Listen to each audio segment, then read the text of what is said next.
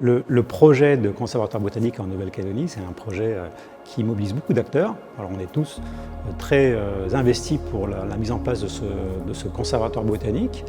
Et l'IAC en particulier, en tout cas, on travaille sur ces questions de conservation de la flore en Nouvelle-Calédonie depuis une quinzaine d'années environ à l'IAC. Le projet de conservatoire botanique en Calédonie, c'est un projet qui nous tient à cœur.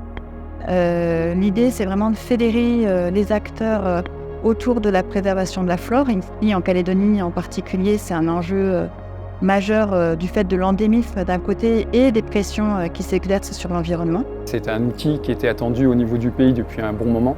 Ça fait déjà 10 ans qu'on réfléchit avec les autres partenaires institutionnels et puis aussi l'OFB et l'État sur la réalisation, la mise en place de cet outil de coopération.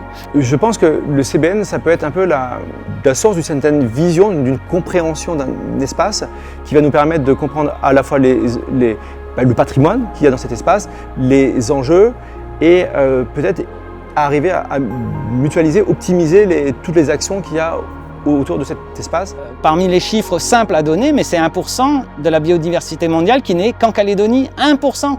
Je crois que c'est un outil fondamental de façon générale pour la protection et la promotion de la biodiversité calédonienne. Le conservatoire botanique, c'est quelque chose qui, à l'international et au niveau national, est reconnu. C'est comme un label. Et ce qu'on espère, c'est que ça puisse fédérer un peu les énergies des acteurs. Parce qu'il y a déjà beaucoup de choses qui sont faites ici en Calédonie.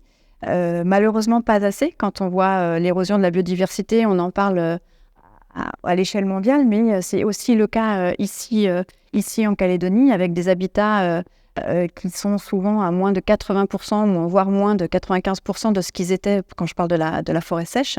Et donc, le conservatoire botanique, on espère que ça va générer un plus à ce qui est déjà fait. Ce n'est pas l'idée de remplacer les autres acteurs, les autres initiatives, mais c'est d'impulser et de fédérer les acteurs autour de ce projet. Le conservatoire botanique, il est déjà en ordre de marche sous un format de préfiguration.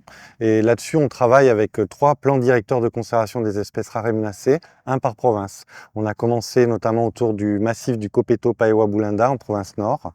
Et là-dessus, il y a une dizaine d'espèces en danger critique où on a travaillé avec tout le monde, les experts et les acteurs autour, les sociétés minières, la commune, la province, pour répondre à cet enjeu-là sur ce site-là. Et de la même façon, on travaille avec l'île des Pins, en province sud, avec 12 espèces en danger critique d'extinction qui se trouvent là-bas, et également avec la province des îles, sur Lifou et Marais, avec 20 espèces au total qui sont en danger là-bas, et 4 sur lesquelles on fait ce plan d'action très particulier qui va déclencher des actions concrètes à très court terme.